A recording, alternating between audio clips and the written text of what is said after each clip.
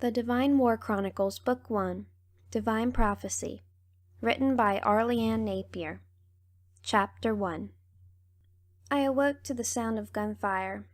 This is actually pretty normal around here. In this day and age, there are people fighting everywhere you turn. I peered out the window to discover two teenage boys fighting outside. One was really tall and skinny. He had flaming red hair, blue eyes, and a lot of freckles. I recognized him instantly as Thomas Finnegan. He was the one holding the gun, a .45 caliber handgun to be exact. The other boy was much shorter. If I had to guess, I'd say about 5'5". His hair was jet black and hung just below his ears. His eyes were deep purple. They were the most incredible eyes I'd ever seen.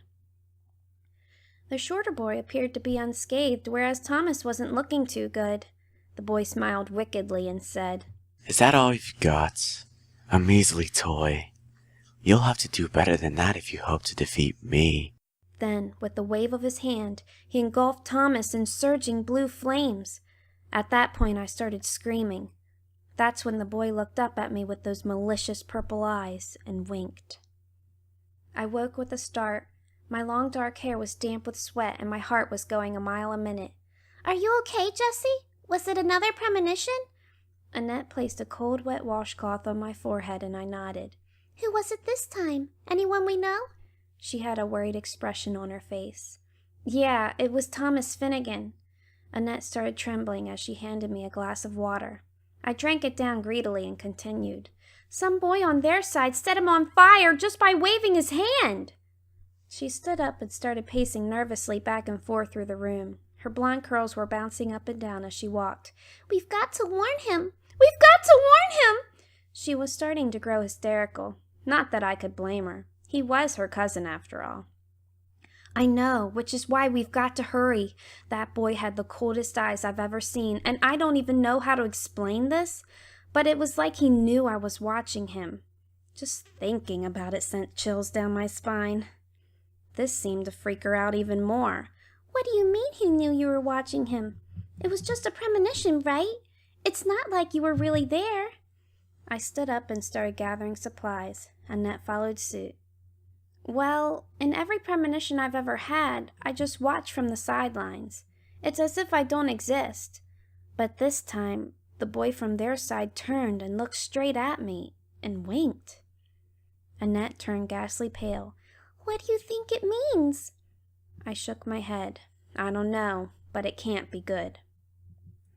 We finished gathering all the equipment we needed, including weapons, food and water, blankets, and clothes, since we didn't know how long we'd be gone for this time. See, every time I have a premonition about someone on our side dying, we head out like this, just the two of us. I have a contact that lives in the Nevada mountains. He has information about every single person on our side. He knows where they stay, their meeting places, even where they go to get supplies. The greatest part in all this is that none of it is on file anywhere. It's not even written down, so nobody can steal it. Paul Harris has this gift where once he knows something, it's impossible for him to forget it. A lot of us actually have gifts like that. Some people think it has something to do with the war. A lot of people are regular, ordinary people too, like Annette, for instance. But some of us, like Paul and me, have been given gifts that seem to relate to our personalities. Thankfully, we recently acquired the Durango, so we wouldn't have to walk to his place this time. It's about a 2-hour drive from here, so you can imagine how long it took when we were walking there. A lot of the time, we were too late getting to a comrade because of this. That's where the Durango came in. I told Annette it was time we got ourselves a vehicle so we could actually save the people I had visions about.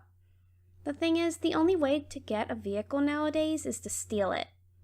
Luckily, when we were out getting supplies, a teenage boy from their side left his keys in the ignition while he went to take a piss, so we basically just hopped in and took off.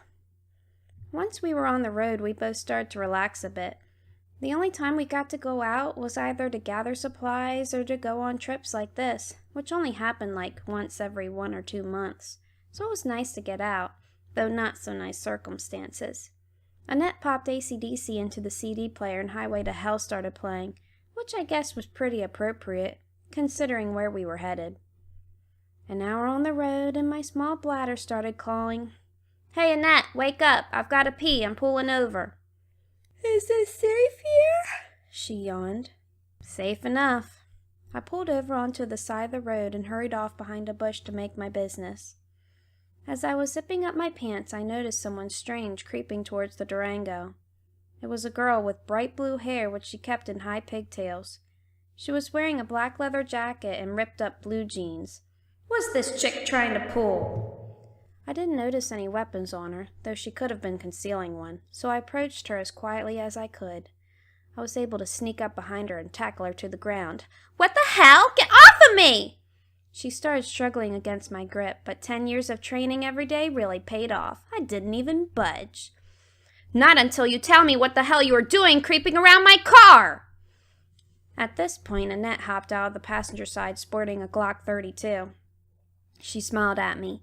"You can't even pee without getting into trouble, can you?" I laughed. "I guess not. I caught this girl trying to make off with our wheels." Annette looked down at the girl for the first time. She then dropped the Glock and ran over towards us, pushing me off the girl. "Jessie, get off! She's a friend!" She helped the girl up to her feet. "Hey, Carla, what are you doing here?" Carla gave me an evil look and then looked back at Annette, all smiles. "Well, I was in the neighborhood and thought I'd drop by." "You obviously followed us here, so quit the crap and tell us what you're doing here." I couldn't help it. I was suspicious. She put her arms around herself protectively. "Well, I went to your hideout, and when I saw you were leaving, I decided to follow you. When you stopped, I figured it was the right time to talk to you." "By creeping quietly up on our car? How does that make any sense? If you were a real friend, you would have just come on out and said what you had to say." Before Carla could reply, I pulled Annette aside. "There's something fishy about this whole thing. I think she's hiding something. I don't trust her. Who is she anyway? How do you know her?" Annette sighed. "Carla and I were in the same group together a few years back, before I met you. We became close friends and promised each other we'd help each other out whenever the other needed anything. One day, while we were out gathering supplies, I got separated from the group. Then, not too long after that, I met you." I grabbed her by the arm. "Do you think we can trust her?" "With our lives." She started walking back towards Carla. "I hope you're right." I picked the Glock up off the ground and walked over to them. I crossed my arms and glared at Carla. "So what's your deal? Why are you here?" She turned towards Annette and grabbed both her arms. "I need you to come with me right away. The group's discovered something that you need to see." Annette's eyes widened. "Why me? What can I do? It's in an ancient language. You're the only person I know that studied ancient languages. Nobody else has a clue what it says. We think it might have something to do with how the war started." This got my attention. "How the war started? Why would you think that if you can't even read it?" She swung her head around to look at me. "To be honest, it's nothing more than a feeling I have. But whenever I've gotten a strong feeling, it's always been right." She looked back at Annette. "And I've got a very strong feeling about this tablet." Annette looked determined. "I'm sorry, Carla, but my cousin is in danger, and I've got to help him first." She started walking back towards the Durango. Carla started walking after her. "Your cousin? You mean Tommy? In that case, I'm coming too." She opened one of the back doors and proceeded to climb in. I grabbed the door before she could shut it. "Whoa, whoa, whoa, whoa, whoa! Who said anything about you coming with us?"